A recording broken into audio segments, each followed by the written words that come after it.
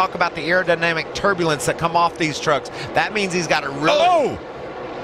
The 44 of Matt Mills into the wall. That had to be right in front of our leader, Johnny Sauter, because we saw in figure. Keep it up, hold it. Now we're coming, keep it. Okay, now on the bottom. Just go ahead and stop here. Christopher Bell make maneuvers to get around him.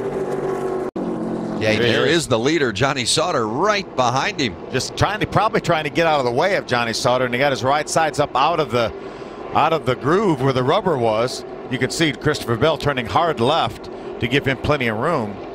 And right there, he just overcorrects, and that's just a delicate balance when you're trying to save a truck at 160, 70 miles an hour. 1-2, and Matt Crafton, another Thor Sport machine right behind him, and there's Christopher Bell. Christopher Bell, a two-time winner this season and the current leader in the playoff standings. Doesn't look like he hit anything, but certainly an issue for the four. And that time to go back up. Oh, squeezed. Look at that.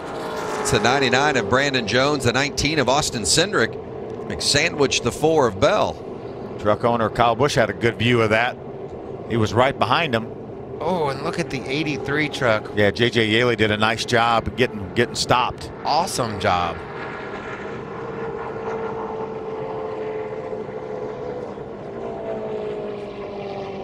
Let's take a look at watch what Kyle was watching here of his truck. There's Bell just to his left. Oh, Bell just saw a gap there and shot it up the middle. The hole closed when they got coming around the outside.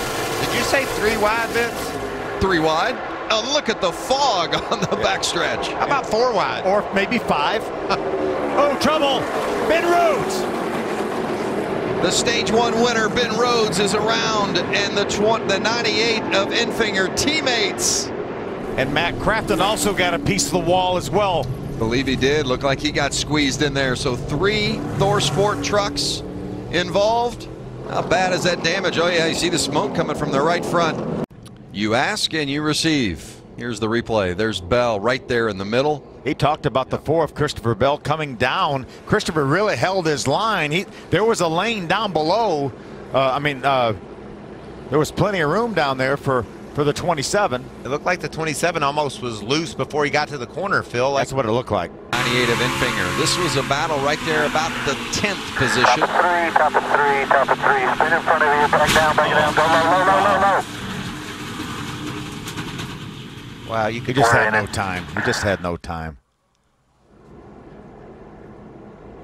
Well, you could see Enfinger elected to go high, saw the smoke and went high, and that just turned out to be the wrong decision. We saw the damage that Crafton incurred right there against the outside wall. And that didn't look like much, Phil. I don't think that will... Snyder scores the spot, and John Hunter Nemechek has got a mirror full of Austin Cindric, and now Gregson goes around. What a job. What a job by that young man hanging onto that truck. See if we can see what happens. They're all diving to the bottom to get around Mike Snyder, who didn't get a run off turn 4. Looked like maybe Gregson just too low and bounced up into the side of Cindric and around the 18 went. Yeah, it bottomed out, then the thing jumped up the hill into Cindric. They saw the spark come from underneath the 18 truck. Look at those guys just keeping their trucks straight and the gas down, trying to get around the outside of the spinning 18. Gregson never stopped driving it and got it pointed in the right direction. Watch him just get too low and bam. Watch him start bouncing. He just, the front tires weren't on the ground. That's why he jumped out into Austin Cindric's truck. Great job by Cody Coughlin in the yellow truck. You could see him just crowd up just there. How about this vision of Kyle Busch? That was close. Continuing another one of those drivers that's just continuing to get better and better as Mike Snyder gets sideways. Keep it up there. Brakes. Okay, you're good. Get rolling. Had been running 11th. That's just great information from Brett Griffin, the spotter. Brakes. You really want to do some donuts after the race. EM trucks have spun and not a one of them's hit anything. Wow, that's just loose. Yeah, he got really loose. That's Austin Hill going around. Austin does an awesome job getting around the outside, as well as Parker Kligerman down on the inside. You can see right there, locked up, just like spotter Brett Griffin was saying. That slows the momentum. People are able to drive around. He just got loose getting down in turn 3. That's what a lot of people talked about was a trouble spot in this racetrack. You get loose down in 3, and then once you catch the banking, then you start getting tight. Ryan looking to the bottom. Brandon Jones for second while Bell takes the lead. Oh, and a big crash. Truex involved. Kaz Grala also involved. We got it. Both these guys having such a great run. It's just so dicey Now on these road if you can, restarts. Ryan. In the 16 and the 33 is Kaz Grala. Wow, Kaz just had a great run on the inside of the 02 of Austin Hill, and the door was shut. Kaz out of control. Truex, unfortunately, just a victim. You can see right there. Another case that looked a whole lot like Ben Rhodes' crash. You know, you commit to trying to fire down in there, and when someone shuts the door, it's too late to back out.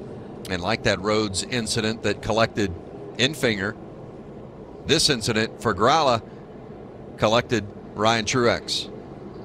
Tough break for Truex. Been having such a good season. Races consecutively. William Byron going for that record. Green flags in the air. We're racing in Kentucky. And they bottle up in the start-finish line. The 62 is around. Caution out immediately. You see the damage to the 33 early. Brandon Jones, a lot of damage to the left front. Brendan Gaughan also. Don't look bad, guys. In front of Brian Reed's number 16. Yeah, watch the 18 car. He looks like he gets really slow right here, and I think that just stacks everybody up behind. You see the 62 gets the first car spun around. I'm not sure the 18 gets slower, it just doesn't go. It looks to me like the rest of the field tries to time the restart and accelerate into the back of the front row. And He went when the flag went, though. The flag's waving, and remember, at the initial start of the race, there is no restart zone. Right. It's the initial start of the race. It's the flagman dropping the green flag. So I think he went when the flag dropped. Ready, going late. Green flag, stacking up and pick up, stay up. Yeah, just mistime. When you're in a car and you're in a line, you can't see what's ahead of you 4 or 5 rows, and see the 19 at Tiff pushing the 7 pushing. They're just all running into each other. And a very close call for the 1 of Elliott Sadler. He was just in front of all of this taking place. We'll take a look at what happened. yeah, you see the 62 already up out of the groove. That's a hard hit right there in the middle of turns 1 and 2. At the angle of that hit. 3 wide. William Byron took advantage of that 3 wide situation. When you got 3 cars, and round goes to 2, Paul Menard. Heavy contact right there. Rick. Back's pushed in. Not rolling yet.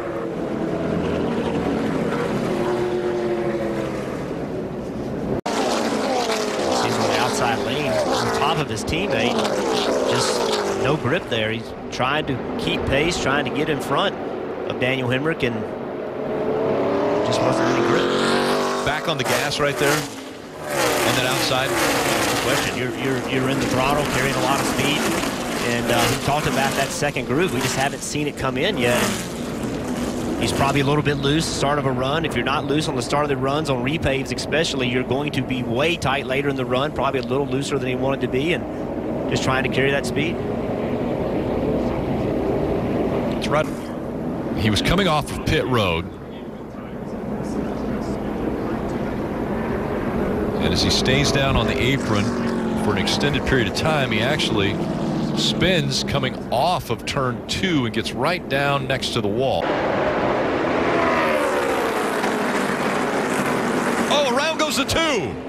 Into the wall. The 14 of Clint Boyer also up. The 48 of Jimmy Johnson slams the wall hard.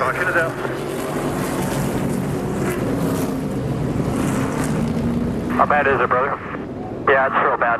Aggressive to make it happen. You see Brad Keselowski underneath Clint Boyer just got loose. Could not hold it. Air got pulled off the car. Same thing we saw last year. Entering turn 3 side by side is very difficult. And now we're on board. Brad Keselowski, you see, enters the corner. Outside, tight right, tight right. And it's just that flat corner, no grip. We talked about it. It was really a virtual replay to multiple wrecks we saw last year. Caution is out. That inside car just gets down in there. And with the car on the outside, it takes away the side force, takes away some of the down force. Around he goes. Jimmy Johnson, nowhere to go. You heard him say right here, he hit the 2, then something broke. He's into the wall. Kenseth had a good run off of turn 4, and around goes the 6. And Kasey Kahne also involved. Kasey Kahne in the 5 into the wall. And the 4th caution has come out. They were running 11th and 12th. For 11th and 12th. It looks to me that the 6 was already probably on the middle of the racetrack, not even really on the high line on the straightaway. The 5 of Kasey Kahne was looking underneath them. The 5, basically, you said, forced the issue. He thought he was inside the 6. He was just barely inside the bumper cover. The 6 of Trevor Bayne was committing to the bottom of the racetrack. They make contact. It ends up costing both drivers a race. It's just a fight for the bottom. You know, if we were at Michigan, Trevor Bayne wouldn't care if Kasey was underneath him. He'd just run the middle of the racetrack. But here you have to be on the bottom. So it's to the end of the stage. They're going to need another caution, or they're going to have to come down pit road. And Steve, I think it's amazing that we're sitting here talking about, and there's the caution they need right there, possibly. Bad execution. It didn't work. We need to do something different as we see Joey Gase. Oh, it's never good to see one go straight, Jeff. No, it's not. Just nothing you can do. Obviously, a right front down or something mechanical just would not turn. We are in overtime, sponsored by Credit One Bank. All right, white flag. Clear by White flag in the air. One more time around as they wreck behind him. Daniel Suarez is around. Matt Kenseth is around. The 3 of Austin Dillon in the grass. The caution has come out. It has been a perfect 10 for Martin Truex Jr. That coming off of turn 4. Darrell Wallace just way up the racetrack. Pushed the 20 out of the groove. 20 spun and all that loose debris. Nothing Suarez or Dillon could do. They were well past that overtime line, which determines if they will restart again.